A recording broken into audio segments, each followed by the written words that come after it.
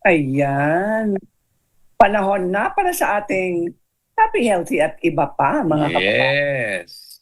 para maiwasan ang sakit ng ulo. Sino Uy! sa ulo ngayon? Maraming may sakit ang ulo at marami ring sira. Maraming may sakit ng ulo talaga, right? Yes, yes po. Very common ang headache, di ba, para sa mga ibang tao. Mm. Pero may iba't ibang klase na headache. Yung pang-karaniwan lang na headache, ito yung mga tips. Mm. Pang-araw-araw, ha? Uminom ng maraming tubig. Ayun, lagi naman, Lalo hanggang tubig. 10 basong tubig, partner, kasi Ha? Oh, ang dehydration ay isa sa pinaka-common na dahilan ng sakit ng ulo. yun. Mag-inom ng tubig. Mag-save ng Number tubig. 2, Mm. pagkulang sa tulog. Ayan, magkakaroon Tama. tayo ng headache. Yes. Kaya bawal ang puyat. Puyat. Ito, Tulog pala 7 to 8. kailangan kumain sa tamang oras. Kasi pag mag-skip po tayo ng meals, bumababa ang blood sugar natin at mahihilo tayo at saka meron pa tayong sakit ng ulo. Naku. Yan. Naman ako. Ito naman, siguro ayaw niyong marinig itong advice na ito, pero totoo po ito. Ang pahinga sa cellphone at Ayaw, ibaba ang cellphone. kung ibaba mo yan kasi every 20 minutes kailangan tumingin sa malayo ng 20 seconds. Ganun pala Kapag yun. nakadikit ang ating mga mata sa cellphone. Kasi magkakaroon tayo ng headache dahil sa eye ache, eye strain. Yeah, lalo na. Ito naman, siguro hindi nyo alam, ayusin ang postura. Ayusin ang, ayun. Postura. Postura. Huwag laging nakayuko sa cellphone at nangangawit ang leeg. Tension, headache ang resulta. Kaya, Para sa allergy-related na sakit ng ulo, kailangan magkaroon tayo ng steam inhalation or magsuob. magsuob, oo, magsuob. Tapos, pwede rin mag-nasal flush. Yan, Pwede maraming may bili sakit ng ngayon. nasal flush sa butika, meron sila para, tanggalin ang barado. Tapos, nandito na ang ating magiting na special guest na si General Nick Torre. Pero, isin po natin itong happy, healthy at iba pa. General, sumali po kayo dito. Yeah. Ma'am Cory, maraming salamat. Good afternoon po.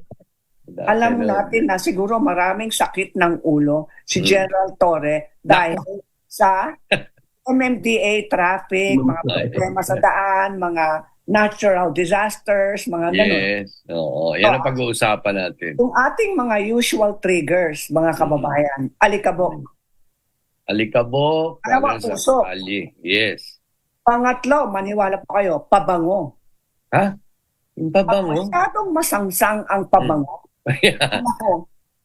Ang resulta, sakit ng ulo. At minsan, malamig na aircon. Sobrang malamig. Ayun, babawasan pala dapat. Tapos, besides, masyado nang mahal ang electricity. Kaya na kayong mag-aircon.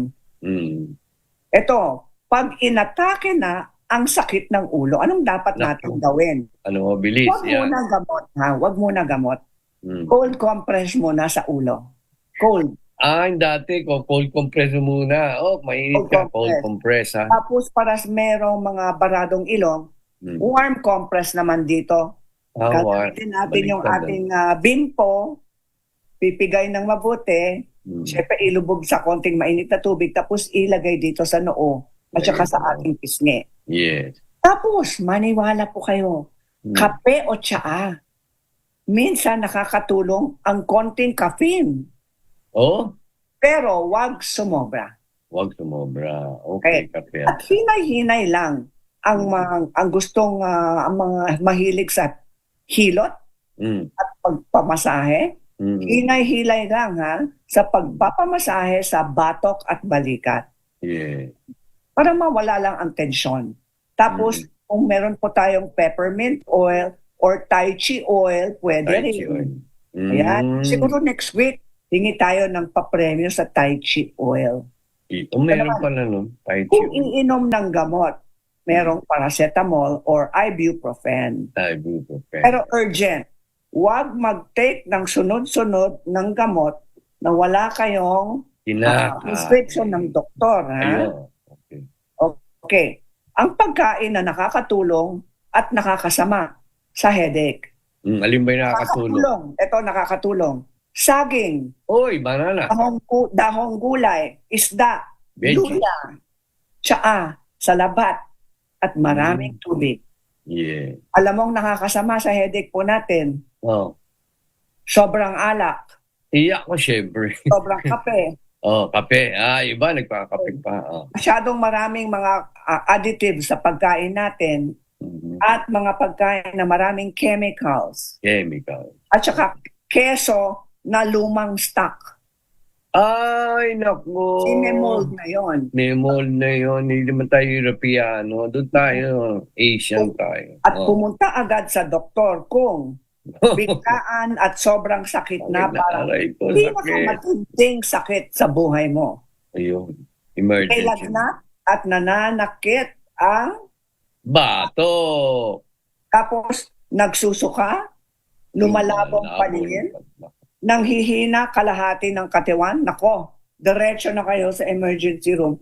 At hindi mawawalan ng 3 araw yung sakit ng ulo nyo. Kailangan takbo na kayo. Ganun pala yun. Positive thought for the week is, okay ako. Okay ako. I am Okay. Parang nung araw yan, I am okay. Okay ako. Okay. Kaya mo yan. Kaya mo lang. Ayun. Yes. Ating Tambay. special partner.